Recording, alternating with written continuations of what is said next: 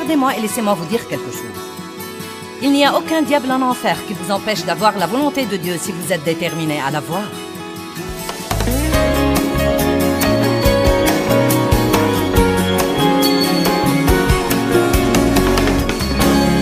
Combien d'entre vous comprennent l'importance d'avoir une attitude agressive? Levez-vous le matin et ne laissez pas la journée vous contrôler. Contrôlez-la vous-même. Levez-vous et ne laissez pas vos circonstances vous contrôler. Vivez toujours de l'autre côté de ces circonstances. Au beau milieu de vos circonstances, dites toujours « Je suis plus que vainqueur ». Au beau milieu de ça, dites « Je suis plus que vainqueur ». Et même en ce moment aujourd'hui, bien que je ne vois pas ça, Dieu travaille en ma faveur et la victoire est en chemin.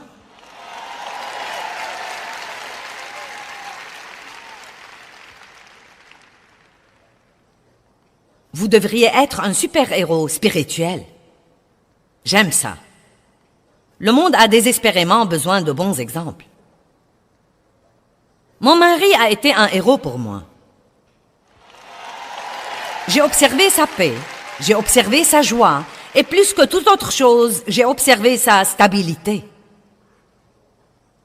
Le seul fait d'être stable amène les gens à vous admirer et à vouloir ce que vous avez, parce que nous n'avons pas beaucoup de stabilité dans le monde aujourd'hui. Nous avons ces hauts et bas un peu partout, et tout est dysfonctionnel et bizarre au maximum. Mais Jésus est le même hier, aujourd'hui et éternellement, et il veut que nous ayons la stabilité dans nos vies.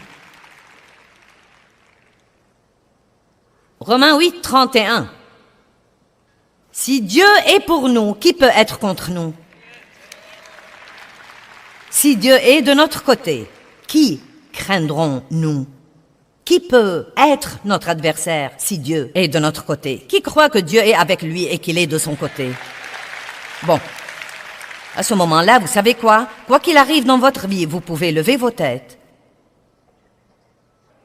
et dire « Je ne sais pas ce que fait Dieu, mais je sais vraiment que Dieu s'occupera de moi. » Et vous devez verbaliser votre foi en Dieu. « Dieu, je te fais confiance, je te crois. » Ne parlez pas de vos soucis et à quel point tout est terrible. Parlez de ce que fait Dieu. Parlons de ce que fait Dieu beaucoup plus que nous ne parlons de ce que fait le diable. Pouvons-nous faire ça? Et ensuite, Romains 8, 35 à 37.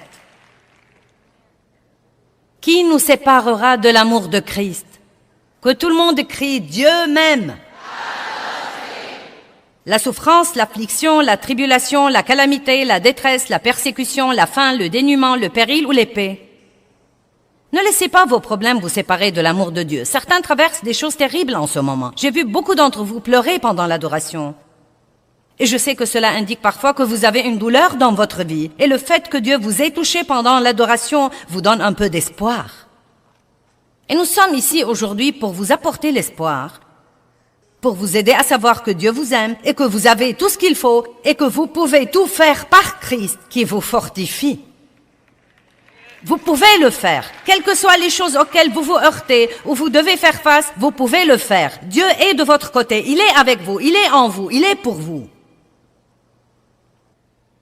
Oui, le diable a la puissance, mais vous avez la puissance et l'autorité. Et il y a une grande différence là-dedans. Mais elle ne vous servira à rien si vous ne l'utilisez pas. Vous devez utiliser l'autorité que vous avez. Continuons à lire Romains 8. Selon qu'il est écrit, « Pour l'amour de toi, nous sommes mis à mort tous les jours, nous avons été estimés et considérés comme des brebis de tuerie. » Cela veut dire que parfois les circonstances dans notre vie sont si mauvaises que les autres personnes qui nous regardent pourraient penser « Tu as l'air d'une brebis en route pour l'abattoir. » Mais regardons le verset d'après. Mais au milieu de toutes ces choses, nous sommes plus que vainqueurs. Au beau milieu de vos problèmes, vous avez un problème aujourd'hui, vous devez dire de votre bouche, eh bien, je suis plus que vainqueur. Je suis plus que vainqueur. Vous savez ce que veut dire être plus que vainqueur? Cela veut dire que Jésus a remporté la victoire et que vous en bénéficiez. Vous savez ce que veut dire être plus que vainqueur? Cela veut dire qu'avant même que votre problème ne commence, vous savez déjà que vous aurez la victoire quand ce sera fini. Nous pouvons vivre avec ce genre de confiance, quel que soit ce qui vient contre nous. À la fin, toutes choses travaillent ensemble pour le bien de ceux qui aiment Dieu et sont appelés selon son dessein. Oui, oui, oui, oui, oui. Quelqu'un m'a dit, il y a 2 jours, « Pour moi, tu représentes la femme en repos. Peux-tu me dire comment tu en es arrivé là? Combien de temps ça t'a pris? Qu'est-ce qu'il a fallu pour ça? » Et j'ai dit, j'ai beaucoup de repos dans ma vie. Et si tu savais le désarroi dans lequel je vivais et à quel point j'étais frustrée, même pendant des années, et la plupart de cela venez d'essayer de faire ce que seul Dieu pouvait faire. Débarrassez-vous-en d'abord. Et ensuite priez les uns pour les autres afin que vous soyez guéris et rétablis à un ton spirituel de la pensée et du cœur. La prière sérieuse, fervente, continue du juste, que tout le monde dise c'est moi. Dites-le comme si vous le croyez, c'est moi.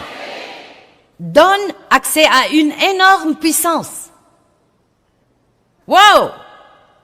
Quand je prie, puissance. Puissance.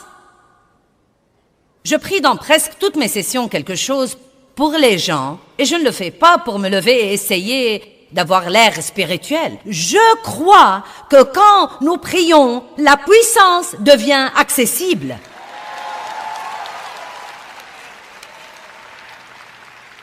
Vous vous levez le matin, vous dites, Dieu, je te demande de me protéger aujourd'hui, de protéger ma famille.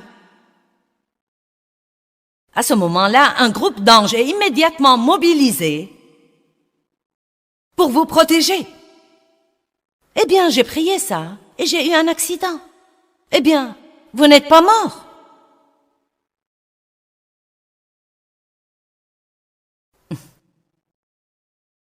Ne pensez pas à ce qui est vraiment arrivé, pensez à ce qui aurait pu arriver et qui n'est pas arrivé.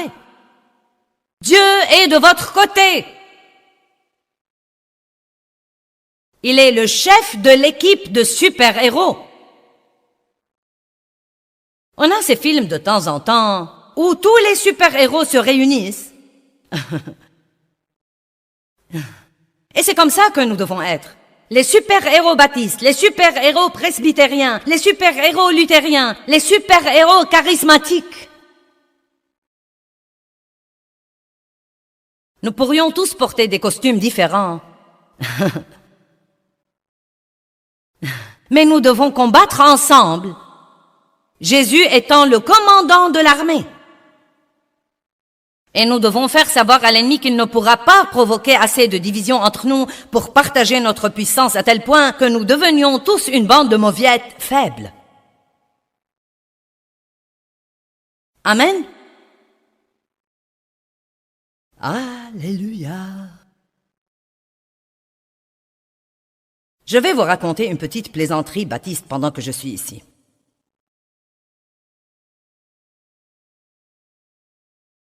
Vous dites, qu'est-ce que tu as? Au milieu de ton message, tu vas raconter une plaisanterie? C'est en fait à propos d'un chien baptiste. Toujours soucieux de leur assemblée, le pasteur Baptiste et sa femme ont décidé d'acheter un nouveau chien et ils savaient que le chien devait être baptiste. Ils ont visité plusieurs chenilles et expliqué leurs besoins et finalement ils ont trouvé un chenil dont le propriétaire leur a assuré qu'il a le bon chien. Le propriétaire leur a présenté le chien et il a dit au chien, va chercher la Bible. Le chien a bondi vers l'étagère à livres, a scruté les livres, a localisé la Bible et l'a apportée. Trouve-moi maintenant le psaume 23, a-t-il dit au chien. Le chien a laissé tomber la Bible par terre, a montré une dextérité avec ses pattes, a feuilleté la Bible et a trouvé le passage correct. Et l'a désigné avec sa patte. Le couple a été si impressionné qu'ils ont acheté le chien. Ce soir-là, un groupe de membres d'église leur a rendu visite. Le pasteur et sa femme ont commencé à exhiber leur nouveau chien Baptiste et à lui demander de localiser plusieurs versets. Les visiteurs ont été impressionnés et un homme a dit « Ton chien peut faire des trucs réguliers aussi ?» Il a dit « Je n'ai pas essayé ça, essayons maintenant. » Donc le pasteur a montré son chien du doigt et il a dit « Au pied !» Le chien a bondi sur une chaise, a mis une patte sur le front du pasteur et a commencé à hurler « Ouh !»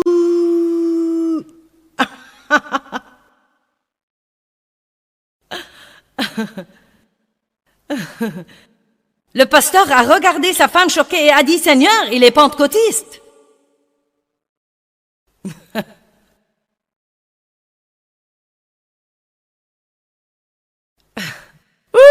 Alléluia.